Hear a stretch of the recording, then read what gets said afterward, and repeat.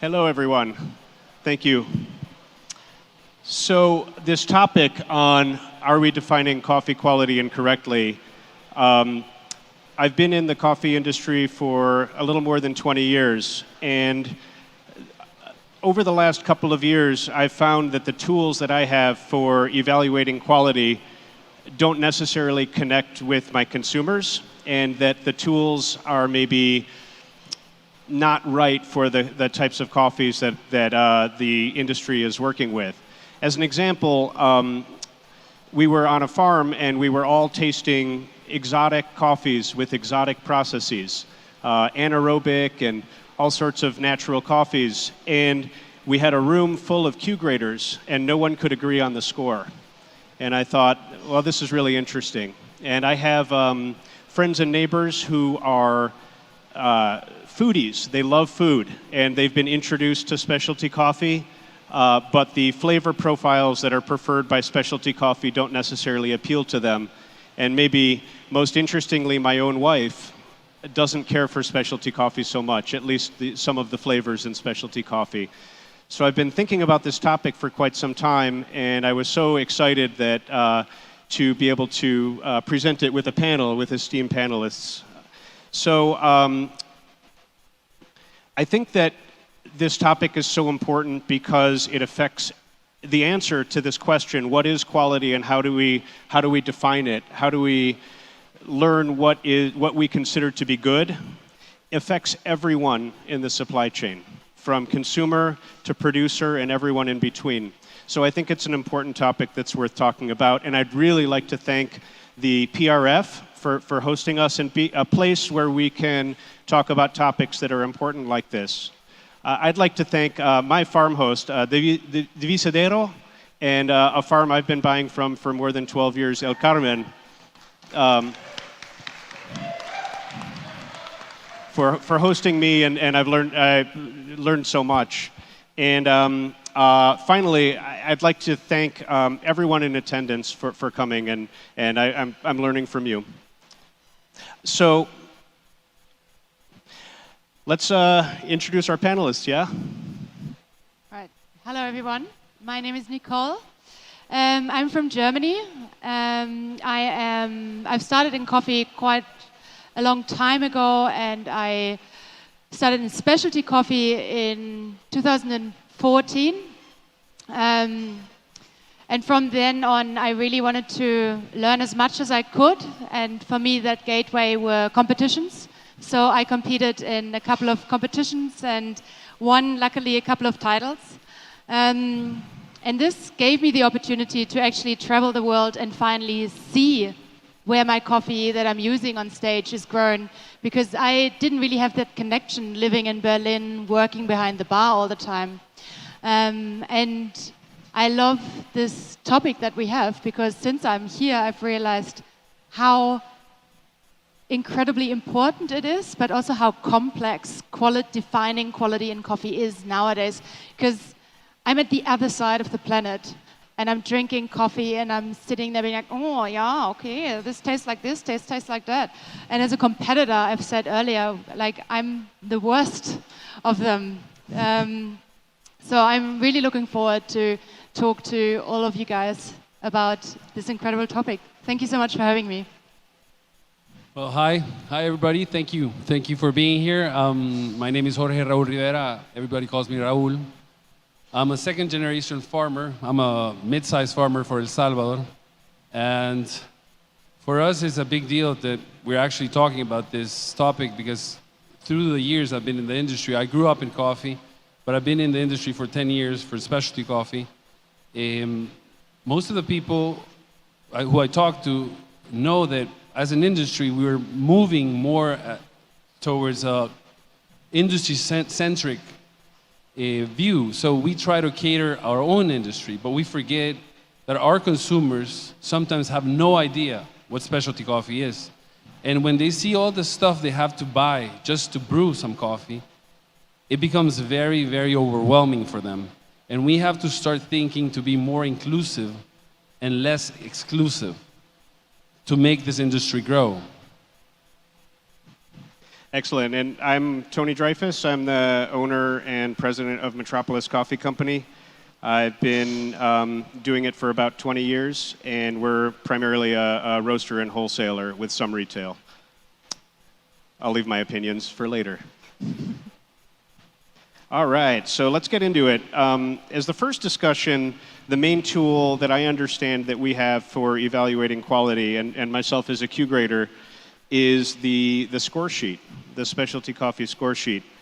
Let's get started right away. Nicole. Yeah. Is it fair to say that a higher score means a higher quality? That is such a difficult question, because obviously the score sheet has been introduced many years ago to have a common ground to define what quality is. And this has shaped our industry how it is right now. But if you've been to a couple of the other presentations today, we've already heard the discussion about, does a lower score of coffee mean a lower quality in general? Because is this score sheet made to also look at the social responsibility this coffee has? Is it organic? Do we talk, how do we define quality if it's just based on a couple of flavors on a sheet of paper? So I absolutely do not agree with a higher score is a higher quality also, because for me as a competitor, it's really funny because I have only learned to score coffee last November. I've never scored coffee, I've never chosen coffee because it has a higher score. I never knew, I just tasted it. And when I tasted it, I decided if I like it or if I don't like it, or if this coffee is something that I can work with in the future. And I see that at farm level, like these score sheets, they can define if you are successful or if your business might go down because someone scores your coffee lower, and then other people are going to buy only based on scores, which for me is like, it's flabbergasting, like my mind can't process it because I've never had to be in this situation. From a farmer's perspective, I am lucky enough to be a Q grader, but most of my fellow farmers, they don't know how to cup. So when they see these sheets, for them, it's overwhelming because they have no idea. They're just looking at you guys, grading a coffee and expecting to get a good grade. So if they know if there's a good grade, there's good pricing. And sometimes they even think you guys are cheating them because they think, oh, he downgraded my coffee just to get it at a cheaper price. But they have no idea what's going on with the coffee grading. So that is also something that's very exclusive. And we're not being inclusive towards the beginning of the chain, which is the producer. There's very few information that actually gets to them for them to actually be more, this process to be more friendly for them to actually get a better grasp of what's going on with quality and pricing. With some coffees, they're not favored by the score sheet. So there are coffees that maybe are lower in acidity. Can those coffees also be high quality? In my opinion, like, we're not only farmers, so we also roast. So we've seen that there's a market for everything. Some coffees are amazing for espresso based because most of our espresso based are mixed with milk anyways. So you're not looking for peaks in acidity because if you mix that with milk, then it tastes like the milk went bad. And that's the reason, like, we believe that the industry should also be more inclusive towards these 83s, 82s that tend to be sweet coffees. And some countries like Japan, they value that a lot. And some countries don't. My understanding of the score sheet is that it was developed for a couple of reasons. One, to decide whether a coffee is or is not specialty. And second, to create an objective language between producers and roasters and everyone in between. What I've seen with it is that works to a certain point, but that there's a lot of disagreement about what is a desirable characteristic in a coffee. And I'm wondering whether we're finding the limitations of the score sheet in your opinion. I think there's a huge limitation on the score sheet. I think what you've said, I heard this question so many times, if it was at home when we did a cupping or even here on this origin trip, of people being like, how do you decide if this is an espresso or if this is a filter coffee? Like even roasters have no idea of how to define these qualities. We've talked earlier, there's like a couple of things missing from the score sheet, even like social responsibility, agricultural responsibility, sustainability, and even easy things like sweetness. You've said there's like no score for sweetness on a coffee, and if you want to sell coffee, like what do people want to buy? They want to buy sweet coffees. The sweetness dilemma I got from actually Sasha Sestic, because he actually mentioned it to me, and it's true. Yeah. I mean, the way the SCAA and CQI grade sweetness is just on uniformity. But you have coffees that are much sweeter than others, and you're pretty much grading them the same just because they're uniform, which is unfair because a farmer is doing a great job making its coffee sweeter and more balanced. It's unfair that he's getting the same 10 points that the guy who's not doing an amazing job at it. It's not really fair. And then we get to a point that what previous panels were talking about is when we do an amazing job in sustainability, that's not shown in the grade sheet, and it's unfair because it takes a huge amount of effort and labor and cost to do the sustainability part, but that's an intangible. Nobody cares for that because they know that you're gonna have to pay up, and paying up is a delicate thing. We just finished a cupping with producers from Colombia, and there were really extraordinary and wild coffees on the table. And some of the flavors in the coffee I know 10 years ago would be considered defective, right? Ferment. And I asked, actually Nicole asked the producer, how do you score these coffees? And he said, we don't. And I thought that was really interesting because in a way, they can't be scored, I think.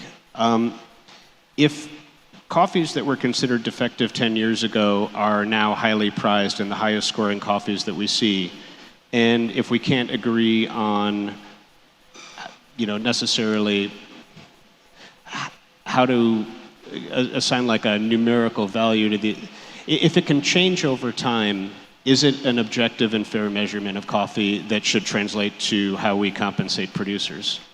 Raúl. Sorry, what was the question again? Can you repeat? Sorry, it's hard to hear, right? Yeah. If the score can change over time based on our preferences in the specialty industry, is it an objective measurement to determine the price that we should pay for coffee? In my opinion, as a producer, what I've seen is the industry as itself likes wild coffees. Then we go back to what we were talking about. The industry-centric wise, they value this really wild fermented coffees, but our consumers are not really into it. And it's something you can't drink a lot of.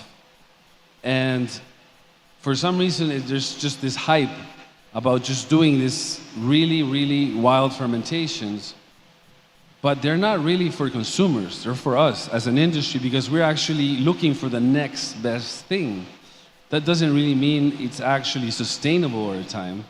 And people are going wild, paying really high prices for coffees that sometimes are not really balanced and are not really nice in taste.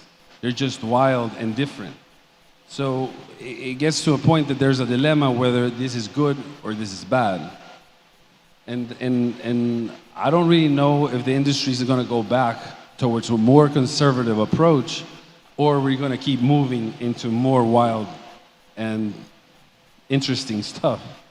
And we talked prior to coming on stage about if you could change the score sheet. You mentioned sweetness. And Nicole mentioned, is there a market for it? How do you measure those things?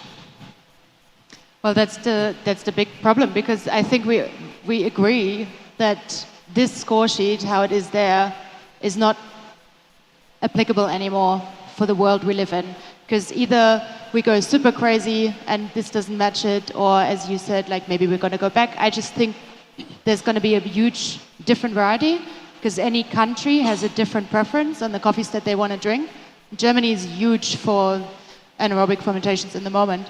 But the question is, how can we then measure quality? Because we're so desperate for a tool to tell people a score from 1 to 100 to just find this common ground. Seriously, I do not have the answer. I wish someone could tell me, could come up with a score sheet that is the perfect score sheet that just has everything. I think that's why it's important to evolve all the time. I think we're already seeing this, me coming from a competition background, that even the competition scores, how they have been scored in the past, are changing now to a more progressive way, but it's still very confusing. We're still like, what does that mean? And I think that it is about time to update this score sheet, how we have it, and even applying small changes, like adding sweetness and adding an extra score for social responsibility and sustainability that should define the cup for when it's being priced.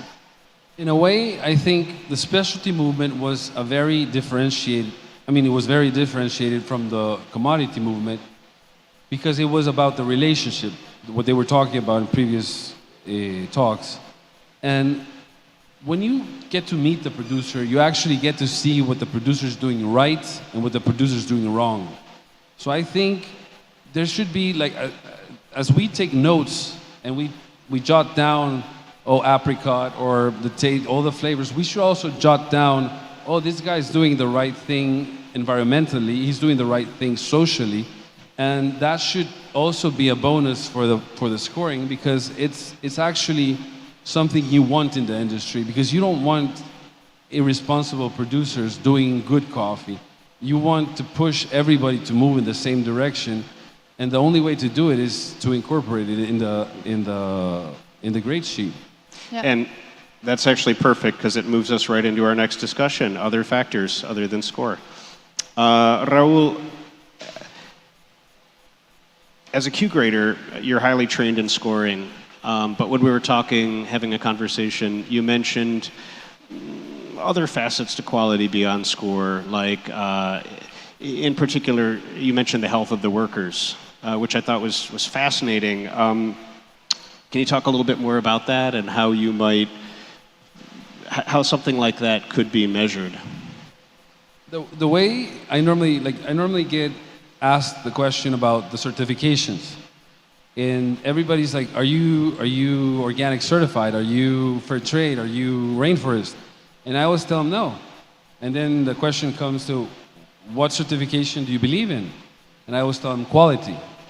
Because through quality, the only way you can get there to a very, very good coffee, there's several ways, but it's very difficult that you don't pay well to your employees.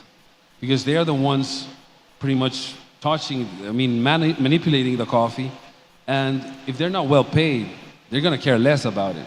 So the better you're able to pay them, the better the quality, and the better the less agrochemicals you use that have residuality within the plantation, the healthier the plants, and the healthier the babies or the embryos, which is the seeds. So the coffee is going to taste better. And you just want to push that higher, and the way you push it higher is getting higher prices. Mm-hmm. Because higher prices means higher wages for the farmers. I see. And Nicole, in our call, you talked about craftsmanship as being integral to quality. And you're a highly competitive barista and judge and really accomplished in all of that. So I understand why craftsmanship is so central when it comes to quality. Can you talk a little bit more about that, like how you see that factoring into quality and also whether it can be measured? Because it is quite interesting because we're talking a lot about like coffee quality at origin and how we can score it, but in the end, I'm the one serving it at the cafe. So I think the discussion about coffee quality should go a little bit further in the chain to going to roasters that get this coffee, they buy this coffee, they have no idea how to roast it. The most coffee I drink is questionably roasted, where I'm like, oh, there's like maybe a handful of great roasters that understand the coffee and that know the coffee. And luckily at this convention, I've seen a couple of products that are pushing the change to make it more uniform and easier for even along the chain to understand how to roast this coffee. Do I need to measure density of this coffee? Are there different profiles that we would suggest for this coffee? I think that is a huge point that we definitely need to improve because, yeah, a lot of the times you work so hard at Origin to make the best possible product and it just gets absolutely ruined in the way to the cup. And it breaks my heart. It is not what I'm standing for and it is not what I want to see and what I want to taste in a coffee. So I think the education on the roaster side has to be really, really improved. And then, I mean, I'm one of the people that's really pushing for workshops, for barista trainings. I still see, I'm working for a coffee machine company called Rancilio, and I'm working with wholesale customers, and I still see 3-second extracted espressos. And I'm like, what are you doing? Oh, yeah, the technician came and they just like said that's the grind setting and we need to work fast. So education is... I feel like... Try again. You're also off? No, I'm on again. I feel there's still a massive field that we need to cover in making the connection from farm to cup, from seed to cup, and all working together. And in the end, for me, it is passion. Because we need to inspire people and we need to put the spark and joy back in the people to be like, you're drinking something incredibly exciting. You're drinking a drink that's a luxury item. You should take your time. And yeah, that's why I work as a show pony in barista competitions, to get the platform to share that joy and to tell the story of how this farmer made it. Is it possible that by crafting something and putting so much emphasis on the work that goes into it that it becomes self-defeating? That it seems too hard to make it and people say, oh, that's not for me. It takes too long, it's too complicated, I want my coffee fast and easy. Absolutely. So a lot of people always ask me what's the best machine to make good coffee, and I'm like, to make good coffee, you need good coffee. I know I'm selling coffee machines, but it doesn't matter. You can do a cupping of an incredible coffee, and that's all it needs.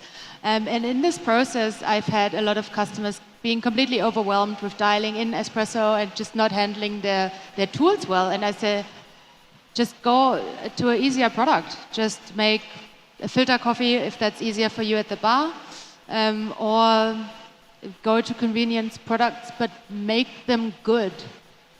Have them be really, really, really well made.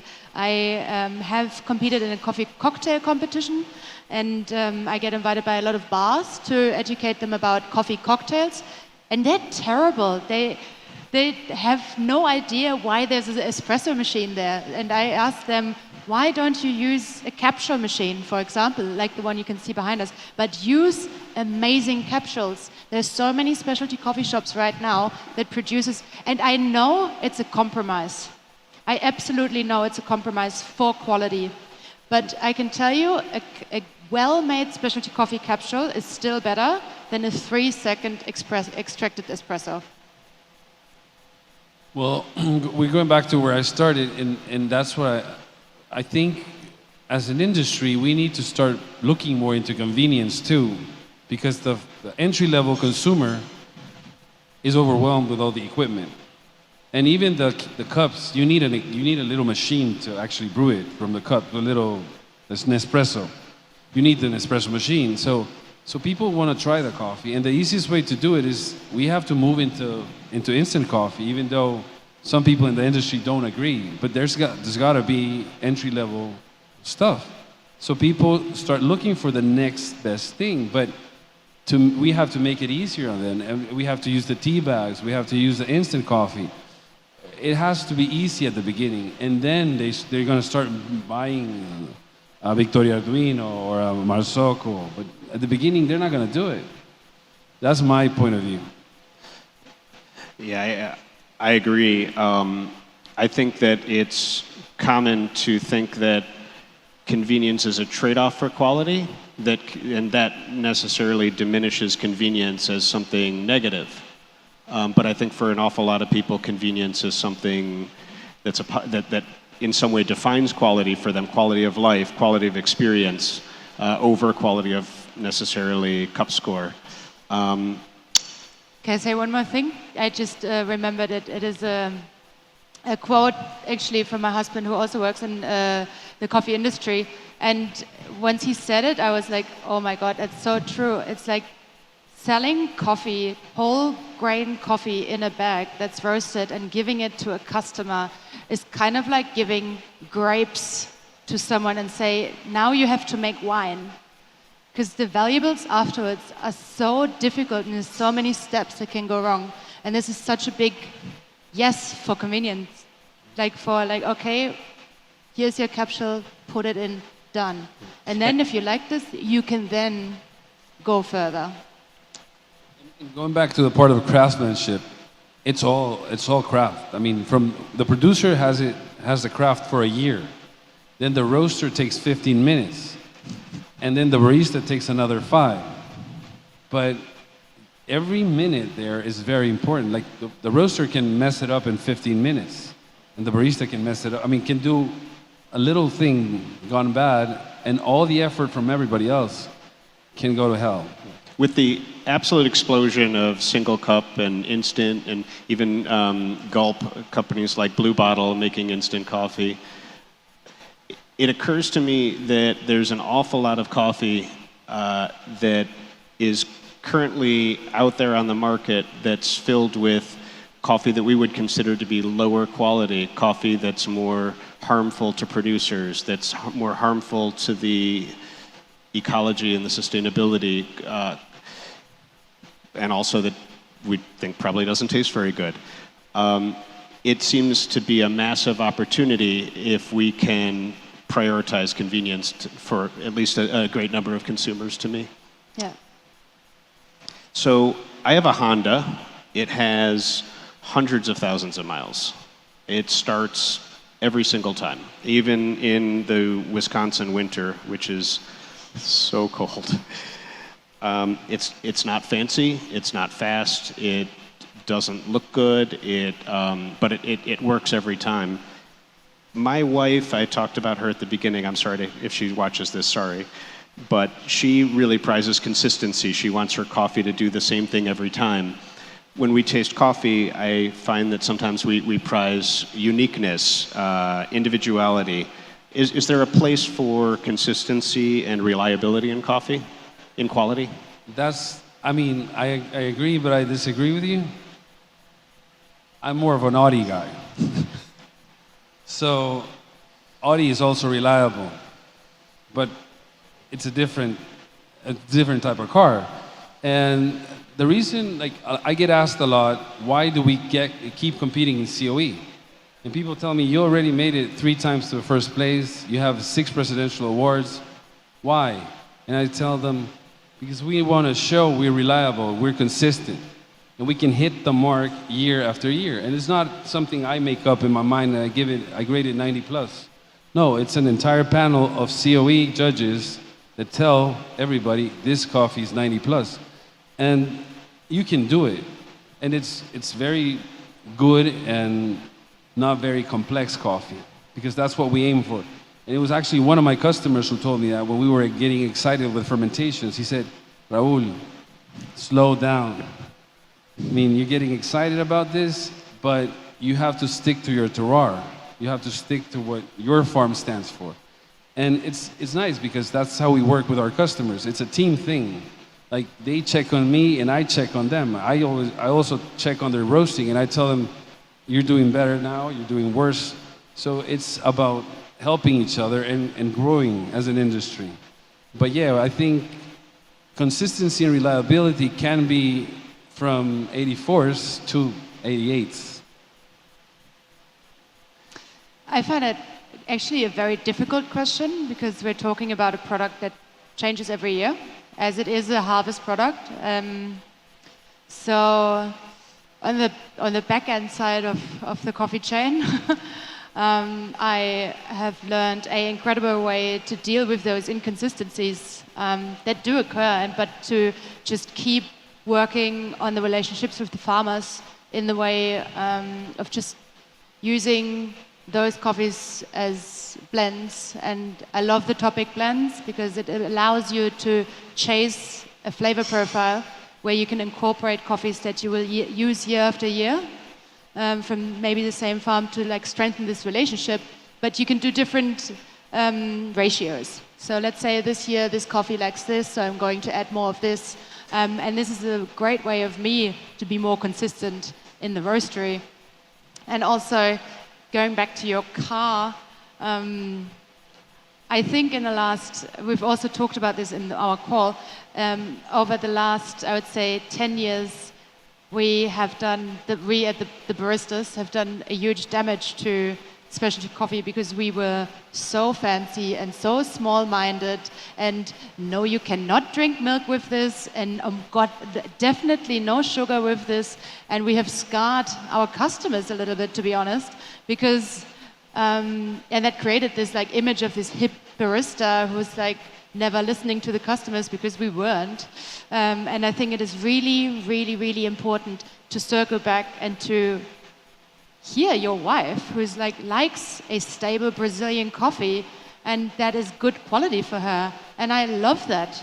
I love a great natural Brazil that I can drink every day. I know what I'm getting. It's comforting, it's warming, it might give me memories, and all of this emotional side of coffee that it has. It's a hugely emotional item. This is a big part of coffee quality, customer service. Listening to your customers, understanding they don't need the fancy talk, and then also understanding when a barista comes in, he wants the education to be like, I've got a great coffee from Raúl, you should try it, it's amazing. So having the fine-tuning in your personality to understand when to do what is barista quality, that is in the end the communication skill from you over me to the end consumer who's paying us all.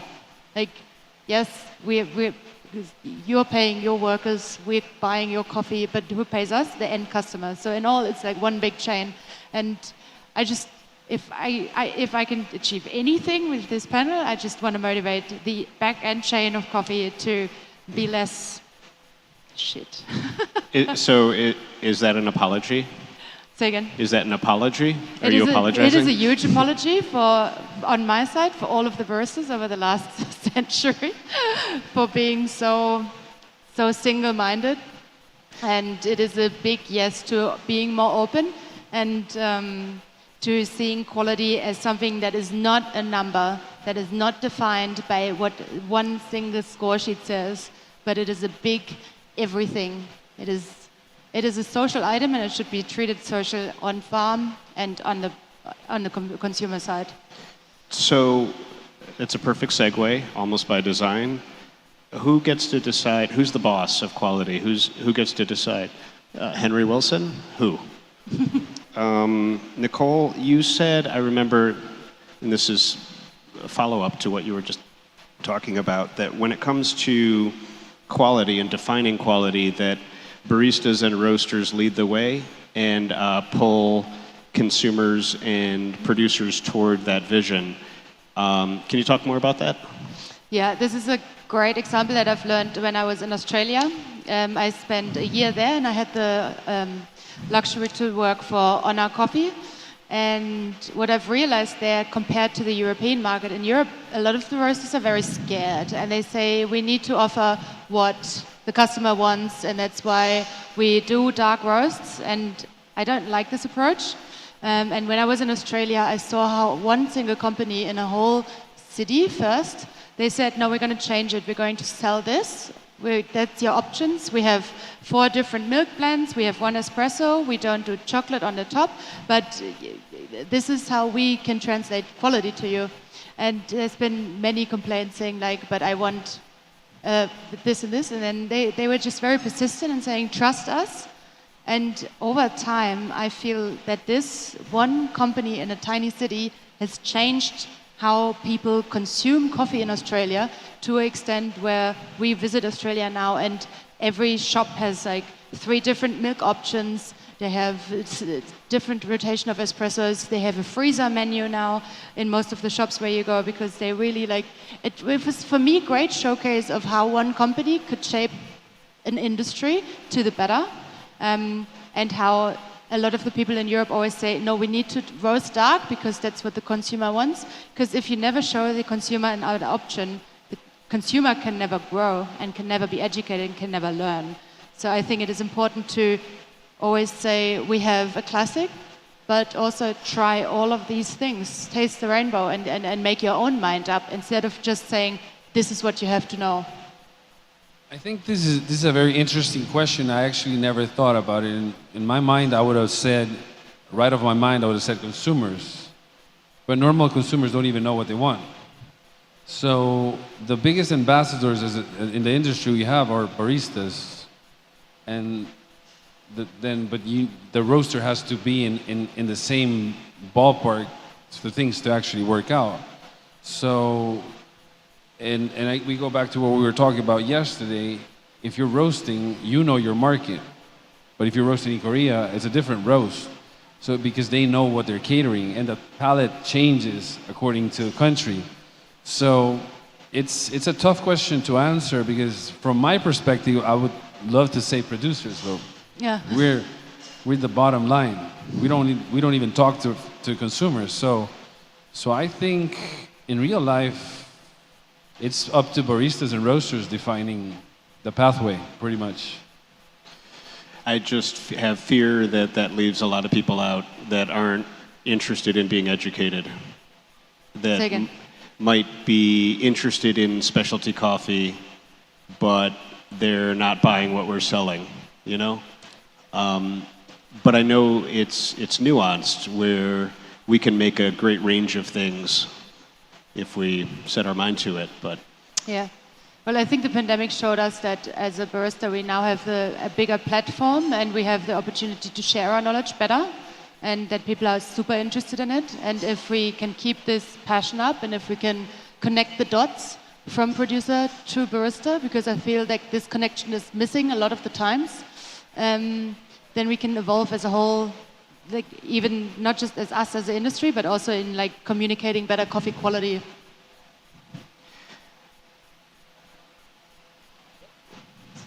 Is that my last slide? I think I'm missing a slide.